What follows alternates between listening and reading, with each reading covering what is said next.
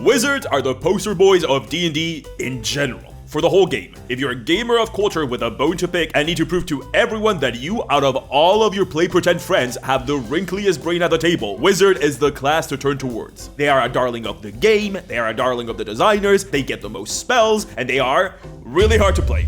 Why? How? I'm Antonio D'Amico, this is Pointy Hat, and we'll be answering these questions and more and giving you something to take to your games for free in this episode of D&D with a twist. Wizard Edition. So when I think of wizards, I think of... You're listening to 102.3. Wizard is the intelligence class of D&D. It really is. It's the only one of the core classes that cares about that stat. Artificer is not a core class, no matter how hard I want it to be. And this tells you a lot about how exactly these guys work. They are masters of working out at the library, and they are able to cast spells only through the power of being a massive dweeb. Some classes get their spellcasting from sucking up to a god, some from becoming an elite sugar baby, and some are magical trust fund babies. The wizard, on the other hand, actually has to work for their magic through rigorous study and foregoing the whole seeing the sun and having a social life. And you gotta commend them for that. While other classes were busy having a life, the wizard studied not the blade, but the book, and now the folds on their brain have quadrupled, and it only cost them all of their interpersonal skills.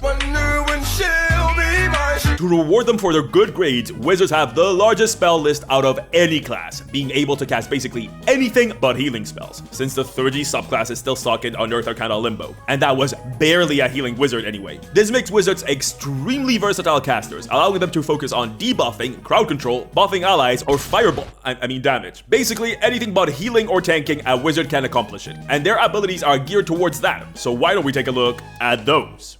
Wizard abilities continue with the theme of them being the best spellcaster at spellcasting, with nearly all of their abilities revolving around, well, spellcasting. Their first ability, and what defines the class, is the Wizard's Spellbook. At first level, wizards get a Girl Tech journal to write who they have a crush on at wizard school, and also, incidentally, their spells. You start off with 6 level 1 spells, and you get 2 more each level, but the rest you gotta find on your own. Wizards always strive to find spell scrolls, either by rummaging around the garbage or copying someone's homework. Any spell scroll you find, or just any written spell, I guess, in case someone has decided to write a spell in the bathroom tiles or something, can be copied into your wizard spellbook. This is a weirdly costly endeavor, as it takes 2 hours and 50 gold pieces per spell level. So a measly level 2 spell will take you 4 hours of studying and 100 gold, which it sure is a lot, but since wizards get no armor and no weapons other than, I don't know, a magic wand or something, this is the wizard's equivalent of spending money on inventory. Once successfully plagiarized into your Girl Tech journal, that spell is for you to cast as much as you want when you prepare them. Oh yeah, and this is one of those preparing spells sort of classes, which means you do a little ritual in the morning and get to pick what spells you take to school for the day. I'm energetically charging my Whopper with the healing frequencies of the universe. As long as you have your book, that is. If your spellbook is destroyed, you can only rewrite from memory whatever spells you had prepared that day, but the rest are gone. Yep, all those.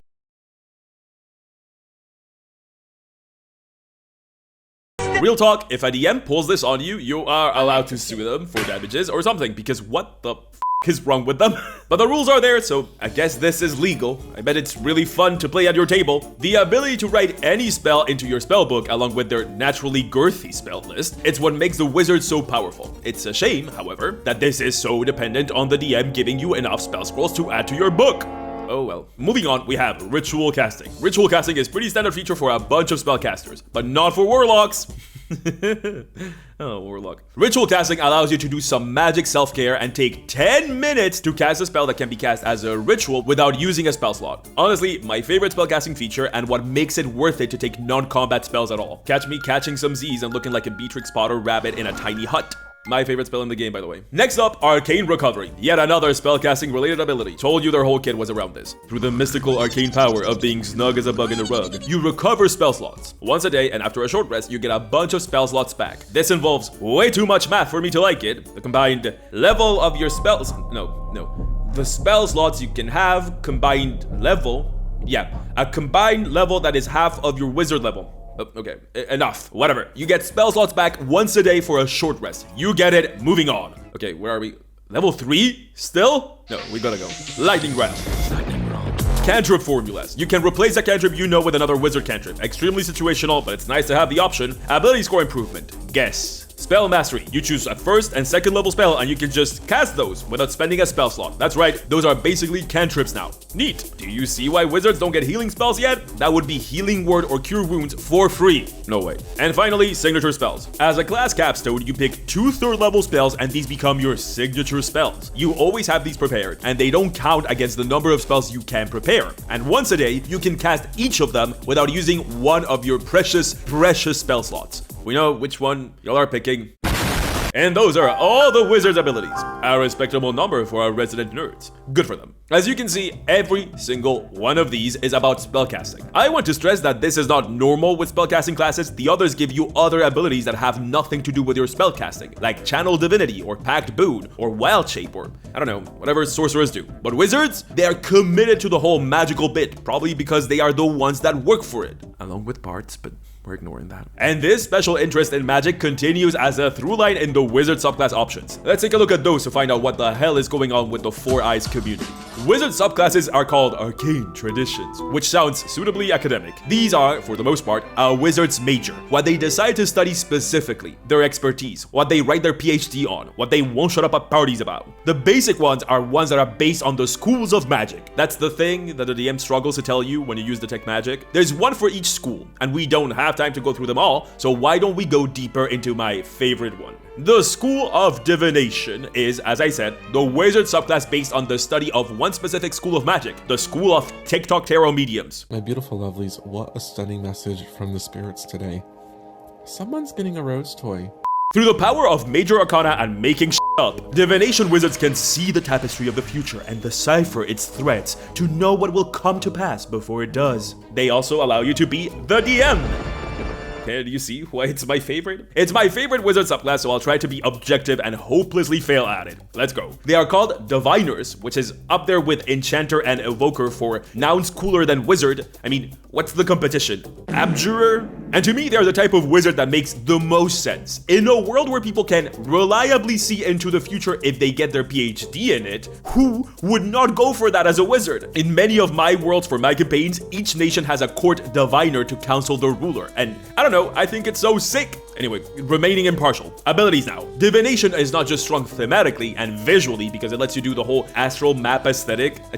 I love stars. It is also extremely strong in its abilities. They get your baseline savant ability that allows you to cut down on the time it takes you to learn spells of your school of choice. But the meat of the subclass, and the reason why most people see divination as the strongest wizard subclass, is their portent ability. At the end of a long rest, you roll 2d20s. These are your glimpses into the future. Now that you have your portents, you can replace any roll of a d20 with one of your portents. Let me make that clear. That's any roll, either your rolls, your teammates, or your enemies. Roll high, guess what? You actually saved against that attack. Roll low, guess what? The enemy actually failed that saving throw. This is what I mean with you get to be the DM. The portent ability is, in my eyes, the perfect subclass ability. It's very powerful and makes you feel amazing. And it makes you feel like you're actually playing the subclass you're supposed to be playing. You are playing someone that can see into the future, and you see into the future at the beginning of your day. It's so sick. Fantastic design. The rest of the Divi Wiz is less impressive, but it truly doesn't matter because you get portents. Most of the school-based subclasses all have very similar abilities, with the expert ability allowing you to recover a spell slot of one level lower of a spell slot you cast, provided the spell is of the subclass's school. What is this ability? Did a lawyer write this? Okay, so if you cast a level 3 divination spell, you can get back either a level 1 spell slot or a level 2 one. Neat. But better for the evoker or any combat-centered class for sure. Things start to get interesting again with Third Eye at level 10. You basically get spidey senses, getting either dark vision, as if you didn't have that already, ethereal sight, which lets you see into the ghost dimension, 100% canonical actual name, do not question me. Greater comprehension, which unlocks your latent Duolingo powers, allowing you to read any language. Dongguaji Long's Fu Great Glycine, Skibbity. Or just straight up see invisibility, which, guess what that does? This might seem a bit until you realize that this is basically always on, and you can switch between them on a short rest. Pretty neat. Finally, level 14, you get Greater Portent. And as you can guess, this makes you already incredible ability even better, giving you 3 portents to use instead of 2. I mean, it's more of a great thing, so who could complain? Real talk, all the school subclasses end up being very similar outside of their one defining ability. So for our second close look, let's go weird. Let's go blade singing. What's Blade Singing, you ask? It's a Gish. It's a Spellblade. It's the Wizard's melee class. You know they had to have one. Whenever a designer looks at a class, there's a part within them that says, I know what this scrunkly guy is supposed to do. So what if I make him do the exact opposite? And I am firmly in that camp, so I love it. Blade Singer used to be an elf-only subclass, and that was ass and stupid and bad. So they got rid of that, thank God. Blade Singers basically give an option for melee fighting to the wizard. You gain light armor and proficiency with one-handed weapon. They are super specific about exactly how much armor you can wear and how many hands you can hold your stick with, and that's because of their signature ability, Blade Song. Blade Song is one of those D&D abilities that basically works under Super Saiyan rules. My Warlock subclass I did a while back has this too. It's a sort of state you get into that lets you access fun abilities. When you start Blade Singing, which surprisingly doesn't really involve any singing, you gain a bonus to your AC equal to your intelligence modifier. So now it takes slightly more than a stiff wind to knock you on your ass. You get plus 10 to your walking speed, advantage on acrobatics check, which really makes you wonder why this is not called Blade Dancer, and you add your intelligence to any concentration checks. Pretty solid. A shame about, the wizard still having the lowest possible HP in the game. Womp womp. Once a minute passes, the wizard's childhood asthma catches up with them after all this exercise, and you stop singing. Womp womp times 2. Oh, and it also gives you an extra attack, which is always good. It starts to actually feel Gish-y when you get to level 10 and get Song of Defense. Whenever you take damage and your Blade Song is active, you can use your reaction to use a spell slot and reduce that damage by an amount equal to 5 times that spell slot's level. This means that if you use a level 2 spell slot, you reduce the damage by 10. Neat. Although this comes way too late for my liking. And finally, Song of Victory, which allows you to add your intelligence modifier to the damage of your weapon attacks, which, seeing as this is level 14, it better be 5. Real talk, Blade Singer is a really cool concept in theory, but I'm not wild about the execution. It really doesn't feel like a marriage between spellcasting and melee fighting, since you only get one single ability that uses your spell slots, and that's a passive ability that only triggers if you get hit. It's also extremely mad. Not like crazy in a British way, but mad as in multiple ability dependent. In order for you to actually play this in a fun way, you're gonna need a high dexterity score to actually hit anything, a high intelligence score because you're a wizard, and a super high constitution score seeing as its only damage reduction ability comes at level 10 and wizard's HP is basically non-existent. I feel like this one needs a second rewrite. A shame. Maybe someone could do one of those in the future. This one could have been my favorite, but it falls short. I guess that's only the divination one. And what's that? What's that parting the clouds and shining its holy light upon me? That's right, I lied. I have 2 favorites. Order of Scribes is my second favorite wizard subclass, and it's once again a Tasha subclass. Tasha, best book, always. Although Blade Singer is also a Tasha one, so whatever, still best book. The Order of Scribes is what a wizard should feel like. Somehow, it's the one that captures the essence of the wizard the most to me. It's a subclass all about writing in your spellbook. Guess who does that? That's right, not sorcerers. The subclass starts out impeccable with Wizardly Quill, giving you a floating little quill that writes for you. And it's not only cute as hell, it's also useful, letting you bypass ink, which is a massive cost for wizards, and cutting down the time it takes to copy a spell into your spellbook massively. It's sick, but not as sick as Awakened Spellbook. Yep, your spellbook is alive! It's alive! It can move around a la Magic Carpet from Aladdin, which is the cutest thing. But I don't know a single DM that wouldn't allow you to have your spellbook talk to you, or at least a DM I would like to play with. Imagine the potential. Just like the quill, this is not only for comedy bits. No, you can use your spellbook as your spellcasting focus, which feels very anime to me. You can cast a spell as a ritual instantaneously once before Mimir time, which is insane. And even more insane, you get to change the damage type of your spells. Instead of Fireball, you can cast Ice Ball. Instead of Burning Hands, you can cast Poison Hands. Instead of Witch Bolt, you can cast Witch Fire.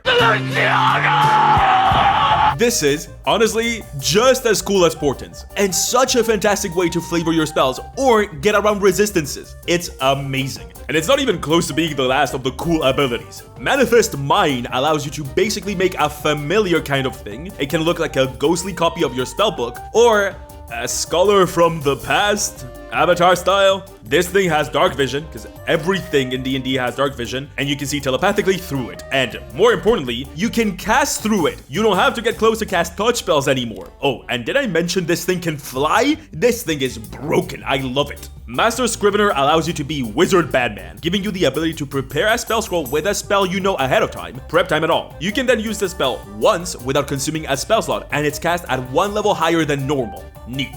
Finally, one with Word. What a name. Gives you advantage on all Arcana checks as long as you're holding your emotional support spellbook. And since you're the wizard, you'll be the only one doing those. Unless you have an artificer in the party, at which point you can fight amongst yourselves to see whose turn on the Arcana check it is. Oh, also, remember that Manifest Mind familiar ghost thing? If you take damage while that thing is up, you can make it take the damage itself. You do lose access to a bunch of spells temporarily, but temporarily means 1d6 long rest here, so actually this one is not as good. Don't use it unless you're like about to die. Oh, what a damper on an otherwise fantastic subclass. Anyway, if that put a sour taste in your mouth, which to me it didn't, I still think is one of the best and strongest wizard subclasses. But there are many, many others. You have the School of Chronergy. Go! Time roulette! The School of Illusions. Illusion. And the edgy one that everyone loves but nobody plays. Spooky, scary skeletons. So that's nice. We've talked about what a wizard is, its abilities, its subclasses, but what's all that about the problem with wizards I titled this video for? Well, what if we give wizards a new twist? So you want to play a wizard. Émietter votre arsenic dans un verre de narcotique. As I said, wizards are the poster boys of D&D classes. Playing a wizard feels different than playing any other class, and I'm not talking gameplay. I'm talking, I don't know, this kind of sounds too grand, but legacy-wise, it's the class. They are immensely powerful, but not in an obvious way like some other powerful classes that can output a lot of damage. The wizard is powerful if you understand spellcasting. Their abysmal HP is balanced by the huge breadth of spells they can learn, and it's up to you to put that to use. Their abilities allow you to spellcast more or spellcast harder, go hard if you will. Go hard, like real hard. But there's nothing there like, when you hit, you do a ton of damage and everyone explodes and you win. It's harder to get a wizard to be useful, but they can be basically more useful than anyone if played right. In video game design, we talk about skill ceilings and skill floors, and the wizard has a very high skill ceiling and a very high skill floor, which is the hardest combination of things to play. They can be immensely powerful, but only in the right hands. So why do they feel so bad? Yep, that's my problem with wizards. Wizards feel awful to play at lower levels. They have abysmal HP, the lowest HP in the game, and as I said, this makes sense. You have to give these guys a pretty big drawback because of what they can do. But at early levels, they really can't do all that much. The early level wizard is not particularly more powerful than other spellcasters. I've always felt this, and I felt this again when I was playing Baldur's Gate 3, where I only took Gale off of the Eternal Camp bench when we got past like level 6 at least. I felt this when I played wizards in Adventures, and I feel this as I played my first wizard in a long-term campaign now.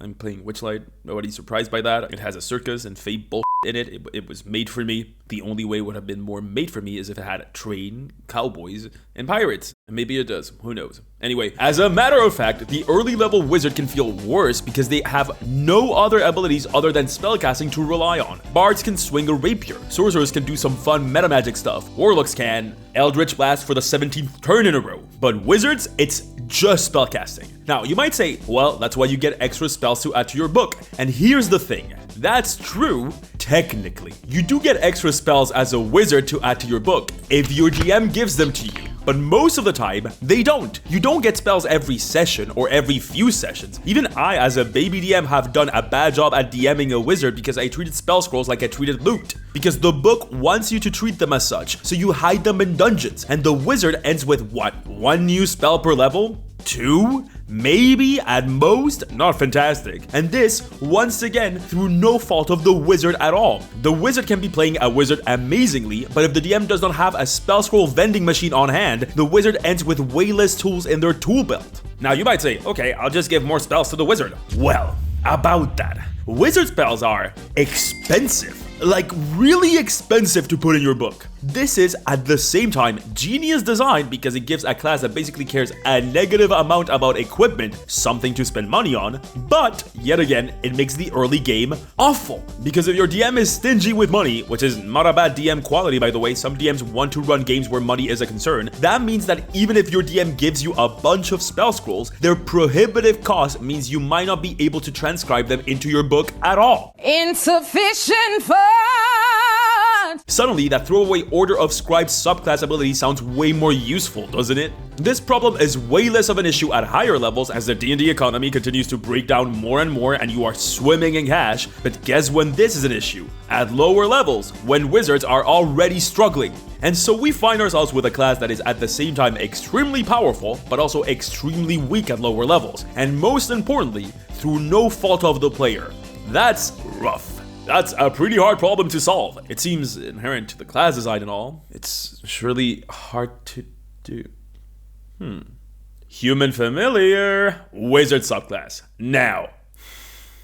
I hate it here. Okay, wizard subclass. Let's go. I originally thought about making a tank wizard, but I thought that only made it so their HP was not as much of an issue as lower levels, and a different worst issue at higher ones. So how about we fix the HP issue and their over-reliance on the DM handing out stuff? What if we provided a substitute to spell scrolls that use the same resources as spellcasting, but that the player had control over other than the DM because the DM cannot forget to put it in the game? If we hand control over those resources to the wizard instead of the DM, this makes it so that they are responsible for them. It's less about lowering the skill floor or lowering the skill ceiling, but more about limiting the outside forces that can make playing a wizard less fun by giving you new things to do as a wizard that don't rely on your DM and giving you magic Scooby snacks. It doesn't make the wizard easier to play, but it makes them less reliant on the DM catering to them, which is what I think wizard players want. Yeah, but what? What can we use as a resource that a DM will always put in their games and that a wizard can use for spellcasting? Hear me out.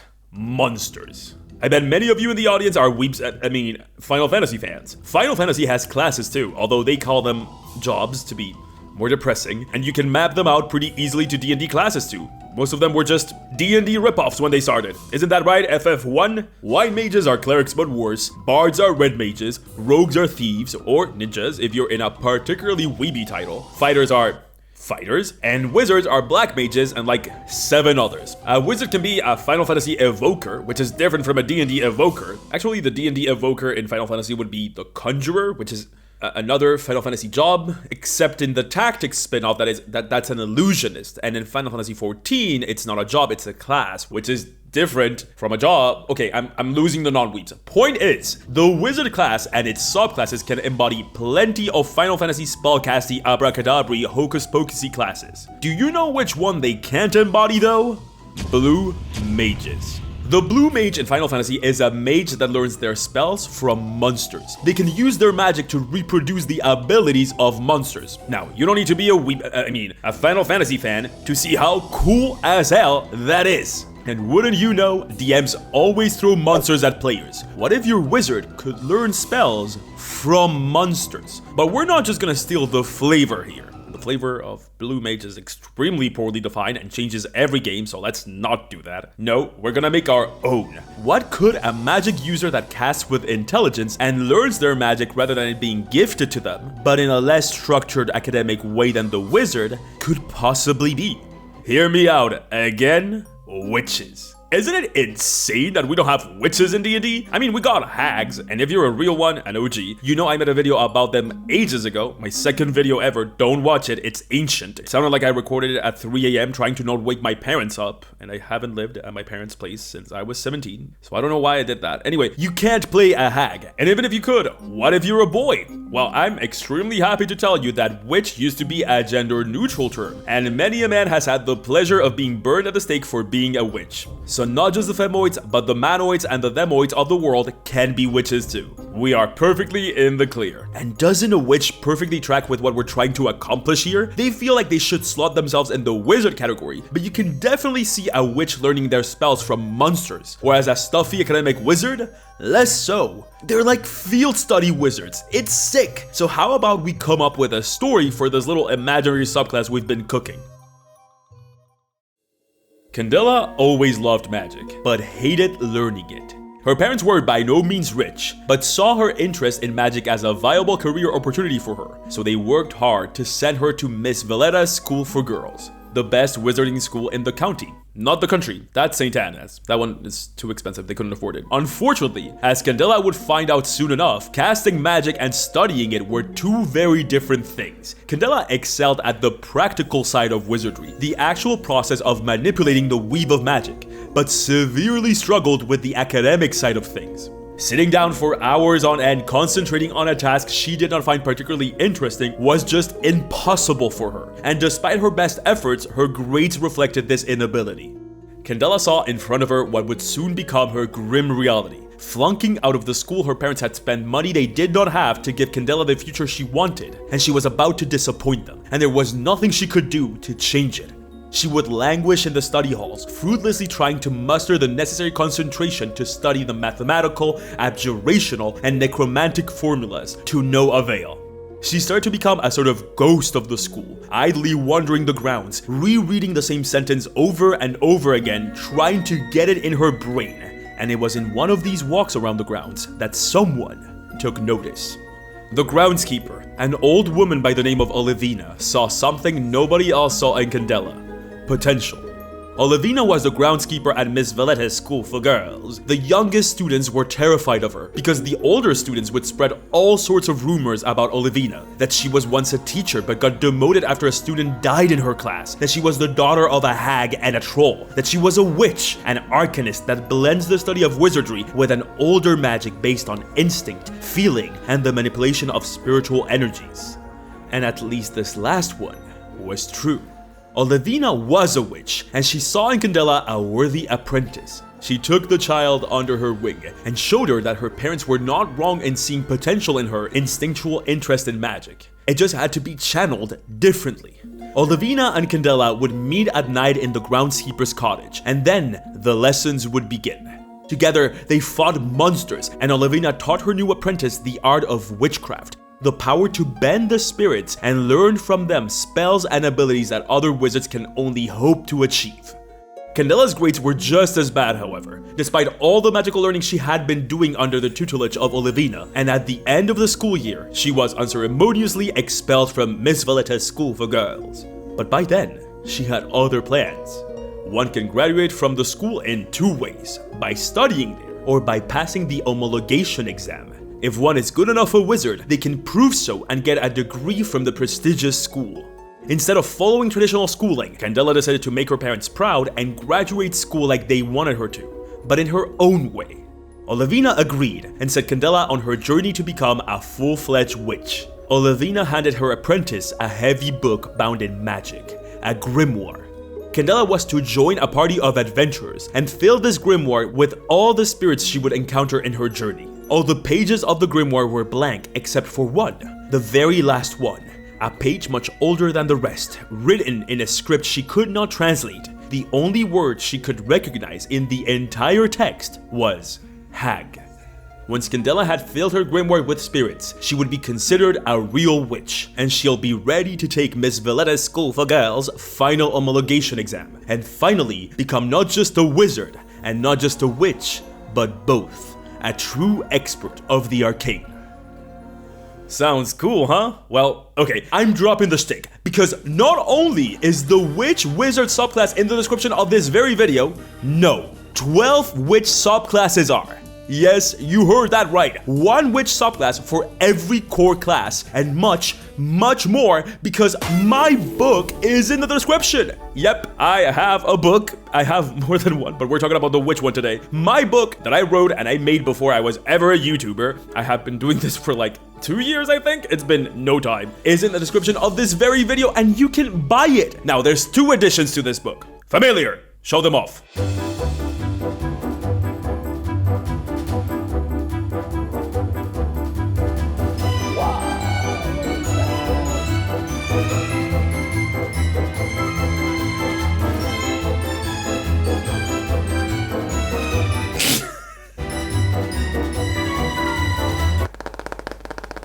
Why am I doing ASMR? And if you buy a physical book before the end of April, you get the free PDF of the book as well with your purchase for free. Just make sure that you go to this drop-down menu right here and select the free PDF. The wizard subclass we talked about and all the lore about how witches work are there too. And that one is free if you want to take a look and see what's up. I had to give y'all something for free after all, you know the pointy hat way. But if 12 entire subclasses, one for each class, sounds like a thing you would like to have and you've liked my content so far, well, it's there for you to purchase. All these subclasses are witches and they all work with spirits. The Bard Witch creates auras of specific spirits with song. The Ranger Witch can pilot a spirit mech. Yep, somehow. The Monk Lich can punch ghosts into people.